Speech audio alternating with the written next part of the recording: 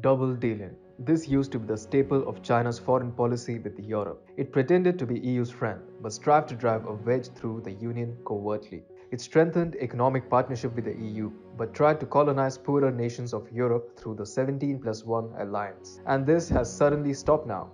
From meekly prostrating before China, the EU is braving China's belligerence now. Taking a leaf out of China's playbook, the EU is now playing double dealing with China quite spectacularly. Hi and welcome. You're watching TFI Global, the foreign affairs and geopolitical analysis arm of the TFI Media Group. I'm Siddharth, your host. In this video, I will talk about a certain case of role reversal. China was playing the European Union for years, and now the EU is playing China. Oh, how the tables have turned. Well, let's begin.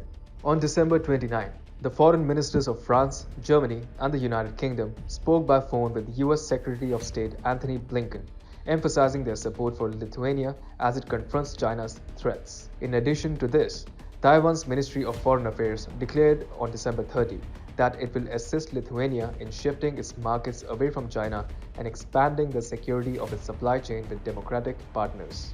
While these are in themselves very positive developments, there is larger geopolitics at play.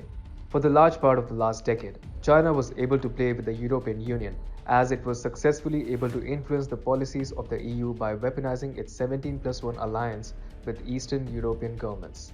However, now with the exit of Angela Merkel and changed geopolitical realities, the EU has reversed the game and instead has weaponized the Taiwan issue along with the human rights situation in Tibet, Xinjiang, and Hong Kong to defeat China in its own game. In this regard, a disgruntled Chinese Foreign Minister Wang Yi has laid out Beijing's frustration.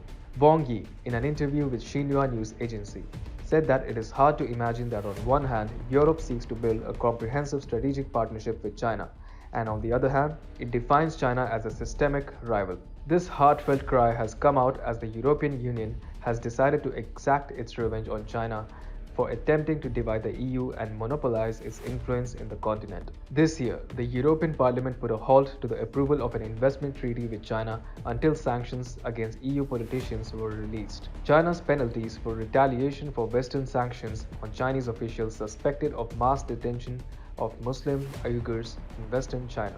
In addition to this, the new leadership in Germany has sharpened its diplomatic knife and is ready to carve the Chinese Communist Party into shape. The effects of former German Chancellor Angela Merkel's exit have led to a sudden turn of events, and now Germany and the EU, which is heavily influenced by Germany, have decided to dump China and embrace Taiwan. Germany has dropped another bombshell on the Chinese Communist Party. At the same time, the EU has also adopted an equivalent system for Taiwanese COVID-19 certificates, signifying increasing cooperation. The change in German policy is being powered by Annalena Baerbock, Germany's new foreign minister. She has demanded that universal human rights be incorporated in any economic agreement between the EU and China and are hell-bent on making Chinese human rights violations a central part of Berlin's foreign policy. While on the one hand, the EU as well as Germany are proposing close economic cooperation with China, it has also decided to embolden Taiwan and Eastern European governments that are overtly critical of the Chinese Communist Party.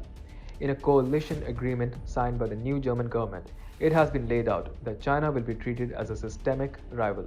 The European Union has instead taken a leaf from the CCP's booklet. Just like it had weaponized the difference between East and West Europe, it is weaponizing China's obsession with the one-child policy as well as its insecurities concerning Taiwan. The overall economic and political support that the EU has put behind Lithuania itself proves the point. With the backing of the EU, the Lithuanian government is considering an aid package worth 130 million euros or $147 million to support businesses impacted by the Baltic countries' spat with China. This financial backing in itself negates the adverse impact of any Chinese trade sanctions. However, it is not just the EU, but Taiwan has also come in to economically back Lithuania.